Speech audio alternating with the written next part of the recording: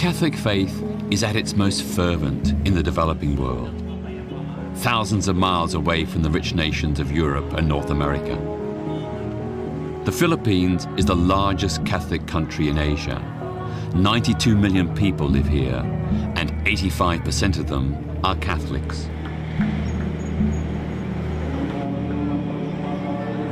Vilma Lopez and her family are devout. They squeeze into the huge church at Quiapo to give thanks to God and the Pope.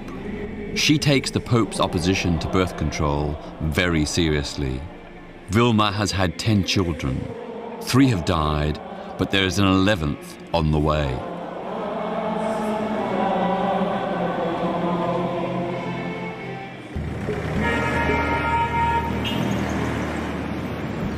Families here are generally large, and central Manila is the most crowded city in the world. But the Church's teaching is rigid. In 1968, in the wake of the liberalizing reforms of Vatican II, a Church commission proposed rethinking the Vatican's total ban on the use of contraception. But the then Pope, Paul VI, rejected any reform and imposed an historic edict, Humanae Vitae, telling Catholics that contraception is a sin. I'm now headed to meet Wilma and her family at Tondo rubbish dump. I want to find out how she lives and the difficulties she's facing because the Church won't allow artificial contraception. In the already overcrowded slum of Tondo, where Vilma and her family live, the population is set to double by 2050. In recent years, there's been increasing dissent within the Church over the contraception ban. Benedict had an opportunity to make a major liberal reform, but he chose not to do so. On Saturday, the 10th of May 2008, on the 40th anniversary of Humanae Vitae, Pope Benedict reiterated the Church's fundamental, implacable opposition to any form of artificial contraception. This is what he said, and I quote, "The truth expressed in Humanae Vitae does not change. On the contrary, precisely in the light of the new scientific discoveries, its teaching becomes more timely."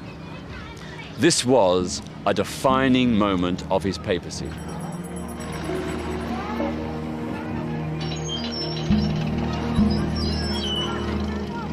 Vilma and her daughter Javeline are returning from scavenging on the rubbish dump. It's the family occupation. They struggle to make $4 a day, selling plastic to be recycled. With that, you have to feed how many children?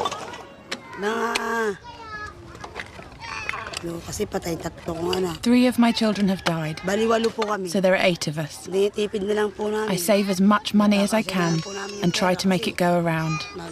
I usually buy about 1 kilo of rice, and that's what we have for breakfast. If there's a bit left over, we have it for lunch as well.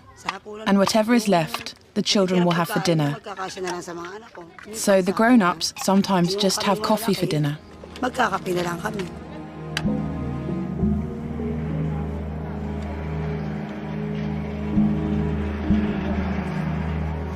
Catholics in the West widely ignore the ban on birth control.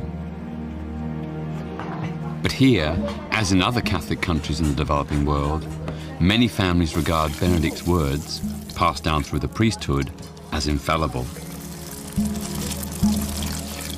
Is there a reason why you haven't used family planning? When I go to Mass, the priests tell me, you've got to have as many children as you can. And has the Church's teaching made you decide not to use family planning? Family planning? I've thought about it, but the Church says it's a sin. Don't do it. Vilma's misfortune is to be one of the hundreds of millions of Catholics in poorer countries who believe they must obey Pope and priest if they are to be true to their faith. And here in the Philippines, she is confronted not just by the Church, but by some Catholic politicians.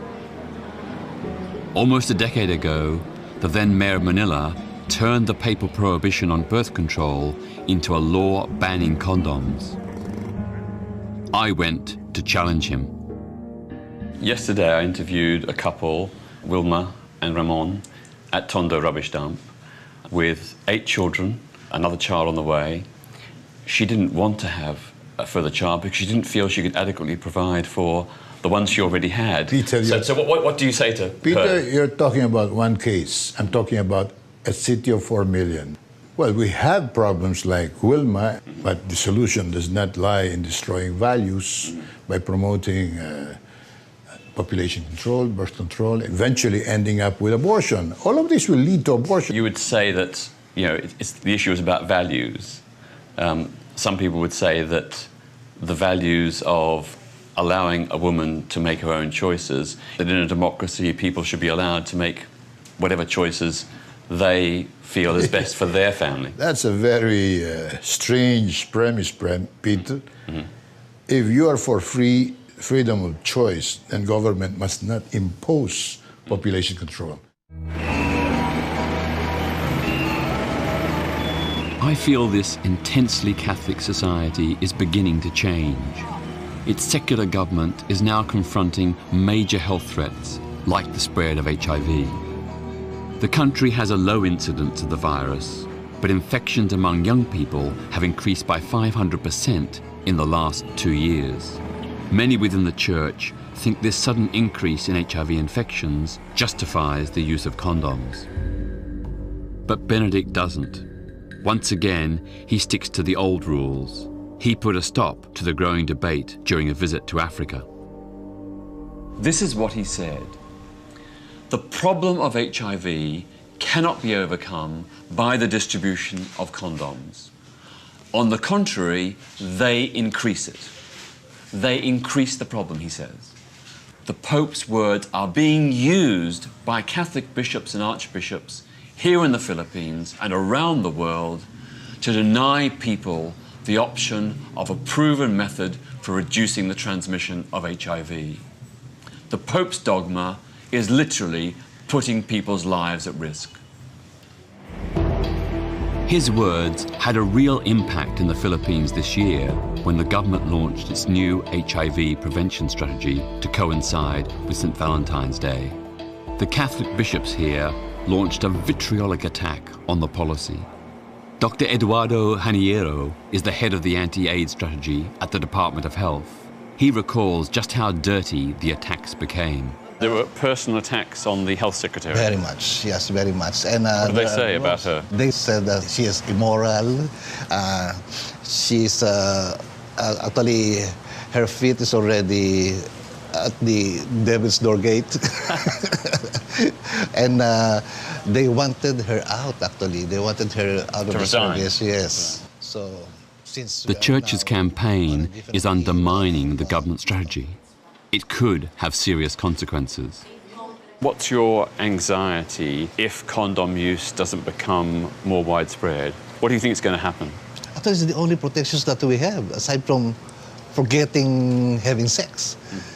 And most of the people cannot really abide to the principle of having only one partner, since they cannot get out of this understanding, this concept. We have to really push for the use of the condom. But in an almost entirely Catholic country, the Church's opposition to condom use is surely it's putting people's lives at risk. That's right. That's true.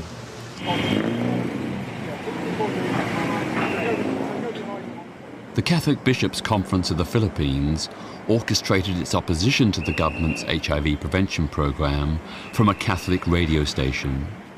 Citizenship by good example.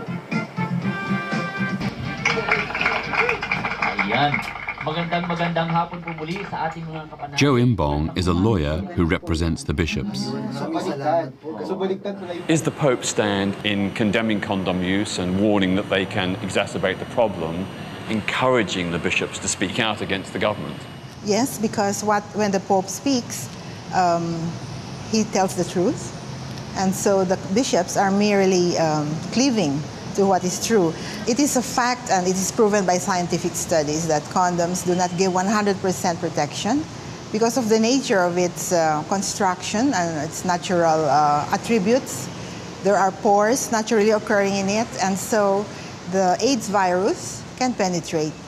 So the failure rate... I think condom failures is one thing, but holes in the condoms, I don't know of any reputable medical body or scientific body that says that condoms have tiny holes through which HIV can pass. And I'm very, very shocked that the Catholic bishops in the Philippines are telling the population what is something that is factually and scientifically untrue. Well, what I can say to that is an electron microscope will certainly not lie. It certainly will not give a wrong image. Do people here in the Philippines believe that the Pope is always right? It is part of our faith that when the Pope speaks on doctrines of the Church, he is infallible because he speaks not of himself, not of his own authority, but on a divine authority, and that is truth. And truth from the divine source is infallible.